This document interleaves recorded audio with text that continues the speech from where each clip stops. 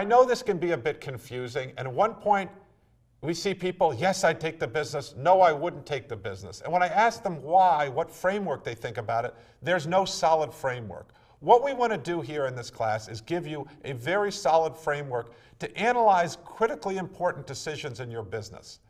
And this decision will be easy once you understand that you need to build the company from the customer back.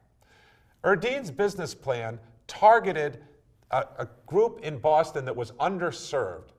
It was a persona that we have here. It's called Giovani. Giovani is in his 40s. Giovani makes a tremendous amount of money because a Lamborghini will cost you $300,000 to start, and then there's a whole bunch of ancillary things. So Giovani makes well over $1 million.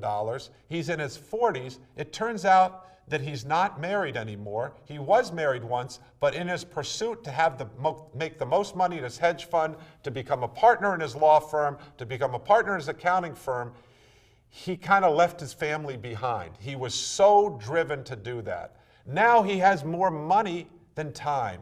He has fun with his friends by going to the hottest nightclubs in Boston, dating models, going to Monaco. He loves the time that he met George Clooney when he was younger.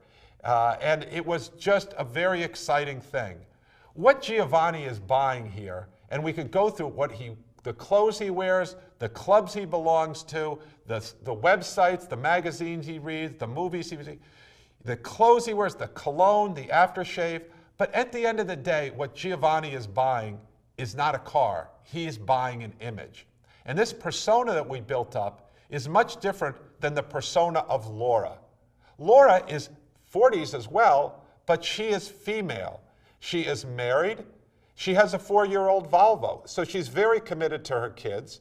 She probably her family makes $300,000, $400,000 a year, not in the same group, and she's thinking about, how do I pay for college? How do I keep our home in this expensive, exclusive area? Where does she spend her time on Saturday nights? She spends it at Chuck E. Cheese's. She spends weekend mornings, on soccer fields. She is the typical soccer mom prototype that we think of.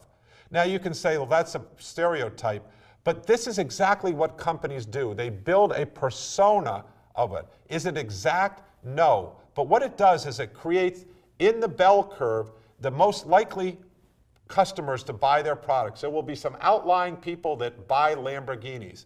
Tom Brady buys a Lamborghini. Well, guess what? There's only one Tom Brady. But there's a whole bunch of people in here who are hedge fund managers working in the financial sector, partners in law firms, accounting firms, and this sweet spot is where we're going. And these people are homogeneous. They speak to each other. They have a similar sales cycle. They want the same message. And that's what we're looking for. We're looking for a target group represented by this persona. And that persona is fundamentally different than Laura. Laura is actually a threat to Giovani.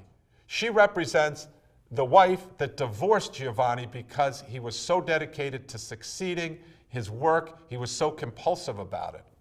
So when he sees Laura's Volvo there, when he sees Laura, he is likely not to come back to Erdeen's shop. And let me build it a little further, is that to attract Giovani, he had to go out and buy a $25,000 coffee maker, which made sense because he could make hundreds of thousands of dollars off Giovani. On the other hand, over the lifetime that Laura would come in, he might make $10,000 if he was lucky. He can't afford that $25,000 coffee machine that was imported from Italy. Now, that doesn't mean that you couldn't make a profitable business with Laura, but it means you have to have a lower cost structure. This framework of having personas and being focused on it, and think about how do you get a homogeneous group so that you can give them a great product that they go tell other people within their customer segment, is what makes for great companies. And if you try to do two at the same time, you will end up doing neither well. You'll have an in-between strategy, which we call the mermaid strategy. It's neither woman nor fish. It does neither particularly well.